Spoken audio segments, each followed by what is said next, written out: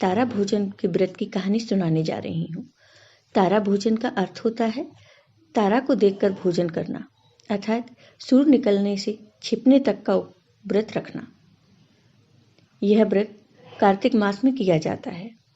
इस व्रत में प्रत्येक दिन तारों को अर्घ्य देने के बाद तारा भोजन व्रत के कथा कहते हैं, उसके बाद ही भोजन करते हैं।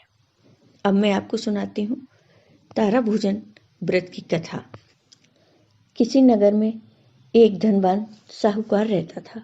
उसका भरा पूरा परिवार था। बेटे थे, बहुएं थी, बेटी थी और नाती पोते भी थे। वह बहुत खुश थे।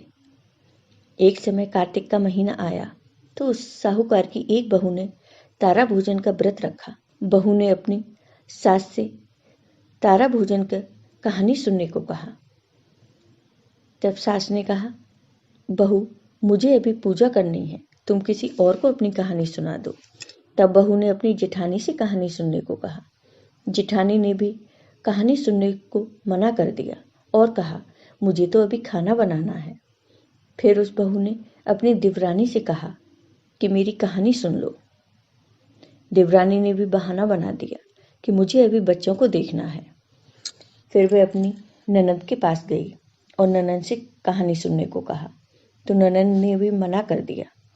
ननद ने कहा, मेरा ससुराल से बुलावा आ गया है, मुझे ससुराल जाने की तैयारी करनी है। अब बहू बड़ी परेशान थी। उस साहूकार का घर राजा के महल के पास ही था। बहू ने सोचा कि चलो क्यों न राजा को कहानी सुनाई जाए। फिर बहू राजा के पास गई और राजा से बोली, राजन, मेरी कहानी आप ही सुन लो। तो राजा ने कहा, मुझे तो व्यापार देखना है। साहूकार की बहू बहुत निराश होती है। तभी वहां उसकी पड़ोसन आ जाती है।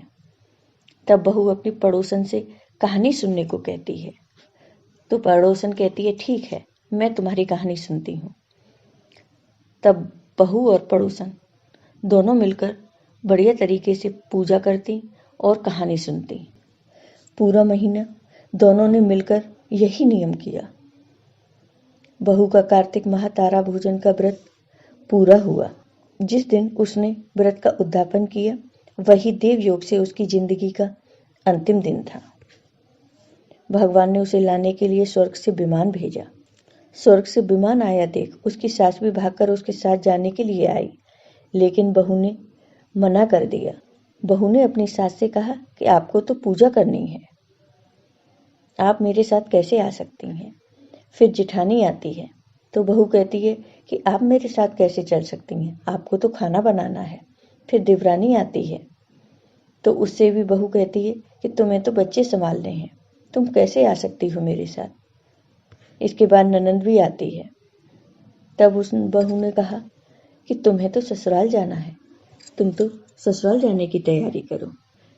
फिर राजा जी आए और कहा, मैं चलता हूँ तुम्हारे साथ, लेकिन बहू ने उन्हें भी मना कर दिया और कहा, तुम्हें तो अपना व्यापार संभालना है, तो तुम व्यापार ही संभालो। आखिर में बहू की पड़ोसन आती है और कहती है, मैं चलूं तुम्हारे साथ।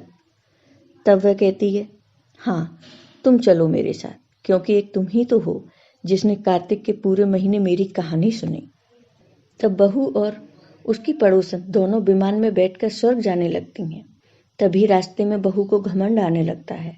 वह मन में सोचती है कि मैंने कार्तिक के पूरे महीने व्रत रखा और कहानी कही, इसलिए मुझे स्वर्ग का वास मिल रहा है, लेकिन मेरी पड़ोसन ने तो केवल कहानी ही सुनी है, व्रत नहीं किया, फिर भी मेरी वजह से इसे भी स्वर्ग का वास मिल रहा है।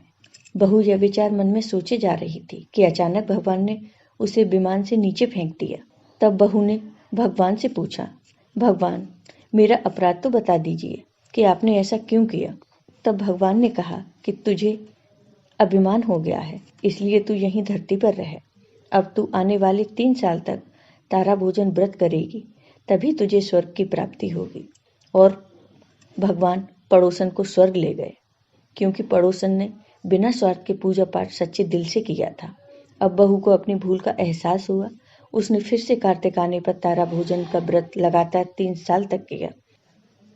तीसरे साल फिर से विमान आया और इस बार बहू को विमान स्वर्ग ले गया। तो हे कार्तिक देव, इस कहानी को कहने सुनने, हुंकारा भरने वाले सभी भक्तों पर अपनी कृपा सदा बनाए रखना। आपको ये वीडियो पसंद आया